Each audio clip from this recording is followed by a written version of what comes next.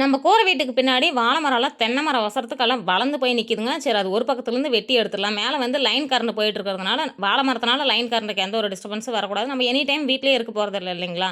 தம்பிங்க இருக்கிறாங்க, எங்கள் மாமியார் இருக்கிறாங்க. அது இல்லாமல் யாராவது வாழை இலை அறுக்கிறதுக்கு கூட வருவாங்க இல்லைங்களா? அதனால எர்த்து அடிச்சிருச்சுன்னா என்ன பண்ணுறதுங்கிறதுனால ஒரு பக்கத்துலேருந்து மரத்தெல்லாம் ஃபுல்லாக வெட்டி எடுத்துடலாம். அந்த கிழங்கோட நோண்டிட்டுனா அப்புறம் இடக்கட்ட தனியாக வராது இல்லைங்களா? அதனால ஒரு பக்கத்துலேருந்து வெட்டி கொண்டு போய் காட்டில் கொண்டு போய் போட்டோம்னா பொழுதனைக்கு மாட்டுக்கு எடுத்து எடுத்து போட்டுட்டு இருக்கலாம் இல்லைங்களா? மாட்டுக்கு வந்து இப்போ வெயில் காலத்துக்கு தீனி இல்லாதனால சரி வாழை மரம் கூட சாப்பிட்டுட்டு நல்லா இருக்குங்கிறதுனால காட்டில் கொண்டு போய் போட்டுட்டு இன்னைக்கு ஒரு டன் கிழங்கு மட்டும் தொடச்சி சாக்கு பிடிச்சி அனுப்பணுங்கிறதுனால ஒரு 4 பேர் போனால் போதும் அப்படின்னு சொல்லிட்டாங்க. அதிகமாக ஏற்றுறதா இருந்தால் ஒரு 10 பேராட்ட போவோம். எப்பயுமே அந்த நெல்லி மர தோப்பு வழியாக தாங்க போவோம். நம்ம வந்து நாலா பக்கமும் வேலைக்கு போகிறதுனால போகிற பக்கம் தண்ணி உப்பு தண்ணியாக இருக்கும், ஒரு தண்ணி நல்ல தண்ணியாக இருக்கும், இல்லைனா சப்புன்னு இருக்கும், குடிக்கிறதுக்கு நல்லாவே இருக்காதுங்கிறதுனால அப்பப்போ அந்த ஒரு நெல்லிக்காய் வாயில் போட்டுட்டுனா காலையிலேருந்து பொழுதுனைக்கு இந்த நெல்லிக்காய் வாயில் போட்டு அந்த பக்கம் இந்த பக்கம் வாயில் கடிச்சிக்கிட்டே இருப்போங்க. அதுக்கப்புறம் தண்ணி குடிச்சுனா இனிப்பாக இருக்கும் இல்லைங்களா? இல்லைனா எங்கே போனாலும் தண்ணி குடிச்சா வயிறு மட்டும் தான் ரொம்பதா தவிர தாக அடங்கின மாதிரி இல்லை. நம்ம தான் எங்கே போனாலும் கிழங்கு வெட்டுறோன்னா எங்களை மிஞ்சி நிறையா பேர் வெட்டிட்டு இருந்தாங்க. வயசானவங்களாம் வெட்டிட்டு இருந்தாங்க. அவங்கள பார்க்க பார்க்க எனக்கே கஷ்டமாக இருந்துச்சு.